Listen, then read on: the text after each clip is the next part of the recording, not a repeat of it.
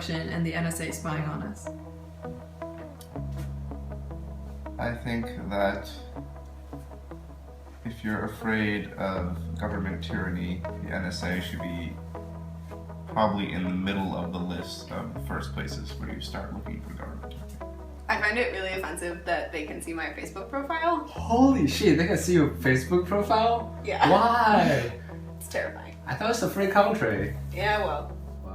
As we live in a world that is increasingly run by information, it is not surprising that it has become the main currency with which society transacts in. In the decades since the Industrial Revolution, we have undergone a similar information revolution brought about by technology and the advent of the internet. The first computers will occupy the entire floor of a building, with individual processing units the size of a refrigerator and data being stored in large spools of tape. Yet change, while slow at first, will come quickly at a pace that will astound even the most optimistic of predictions. The growing role that technology becomes a part of our lives is key to understanding the impact that the collection of metadata has on our collective right to privacy. Consider the lives of a typical individual living in a hyper-connected world linked by always-on mobile devices, supplemented by constant connectivity, and you're presented with a situation where an individual is sending the equivalent of hundreds of thousands of telegraphs a minute.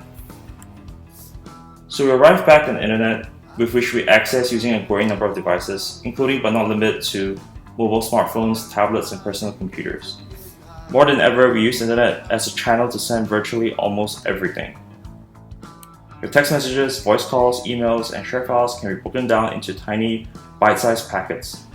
These packets are transmitted along pipes that are shared with the world, interspersed and mixed together in a big jumble. Anyone determined to snoop on your web-related activities only need tap into these pipes and look for network traffic that is tied to you. A determined individual sitting at a computer terminal in any location in the world with access to an internet connection can track your web-related habits. So what about metadata? Metadata, broadly speaking, is information related to information.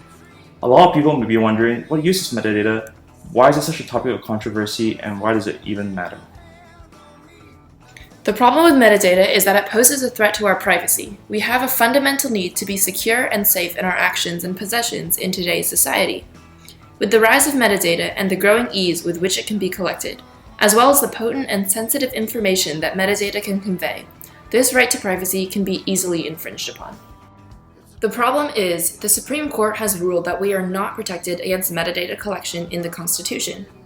The Constitution protects us from searches, they argued in the 1967 case Katz v. US, only when there is a reasonable expectation of privacy.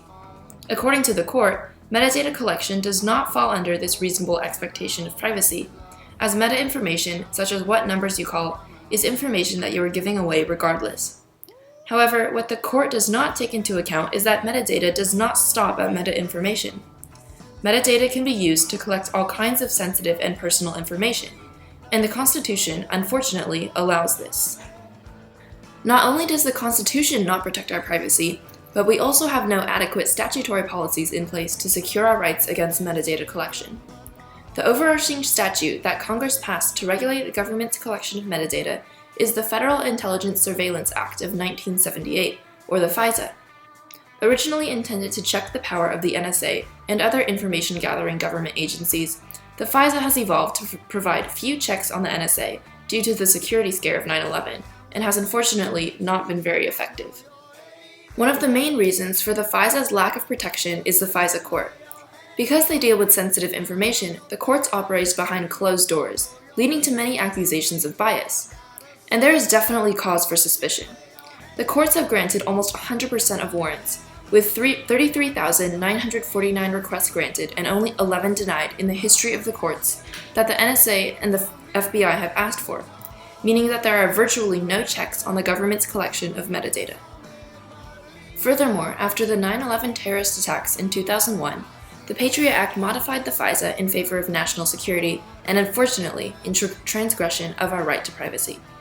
First, the Patriot Act made legal roaming surveillance, or the ability to track a person wherever he goes. Also, the Patriot Act allows the use of national security letters, which are strong orders demanding information that must be granted without any checks or judicial review. Clearly, there are hardly any limits on metadata collection. To show how privacy and metadata affects you, let's look at a Word document. Most students know that Word saves metadata such as your name, the date created, the date last edited, the size of the document, and the word count. But what most people don't know is that it also saves the name of your computer, the network you used, and the previous document authors' names too, along with hidden text, comments, document revisions, and copies of the old versions of the document. This is what allows your document to be restored when Word crashes. But what are the implications? That's something that professionals have started to worry about.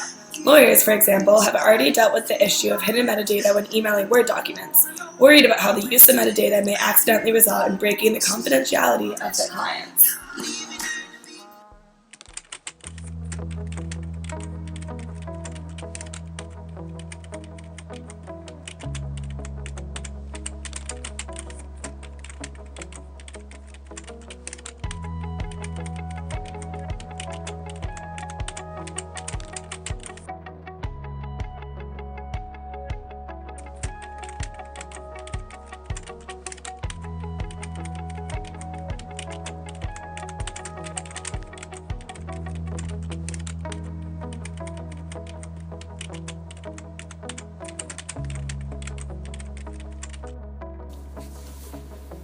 As the presence of metadata has become more known and more ways to remove it have been developed, the New York Bar Association has modified their policy, showing the impact that knowledge about metadata can have.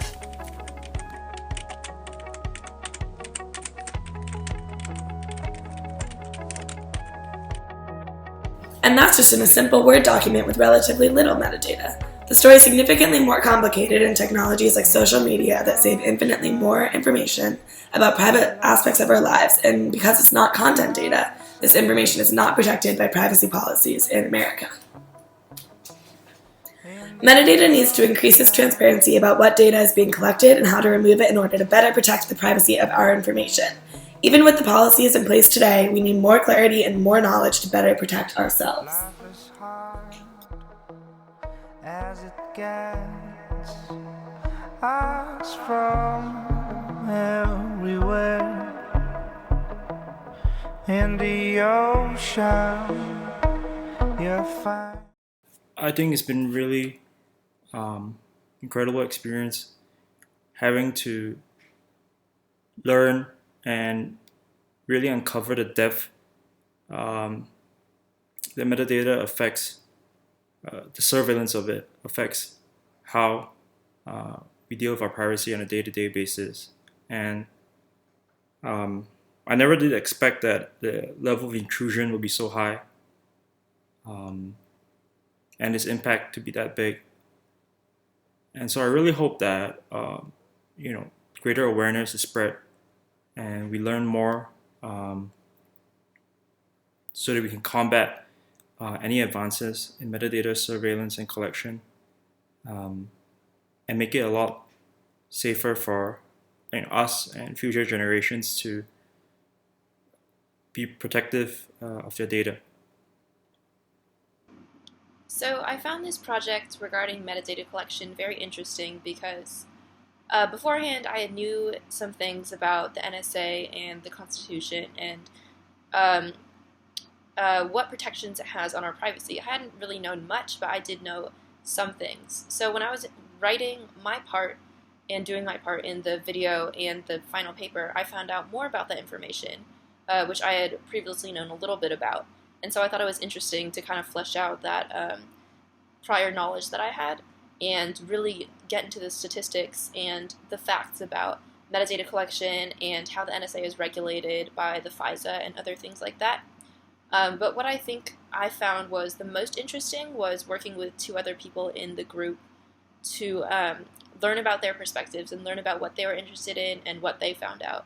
I didn't really know what metadata was. I kind of just knew that the NSA was collecting a bunch of data on us.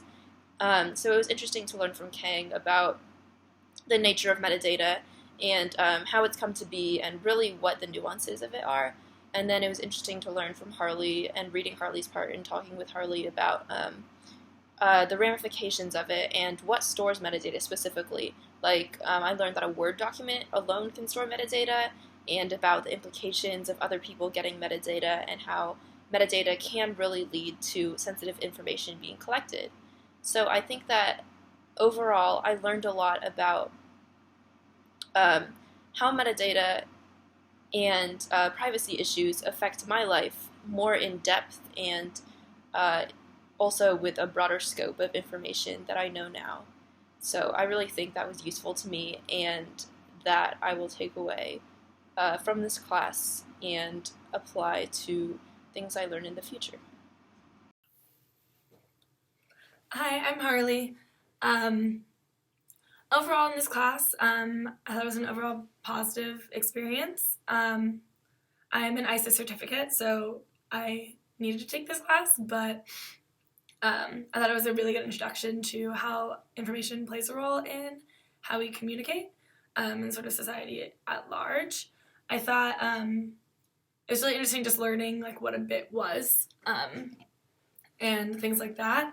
And then I also thought I enjoyed how we discussed how a similar message can convey different information depending on a bunch of different things, like who you're talking to or what the words mean because of the context of the sentence, which I thought was super interesting and relevant to everyday life, kind of got you thinking.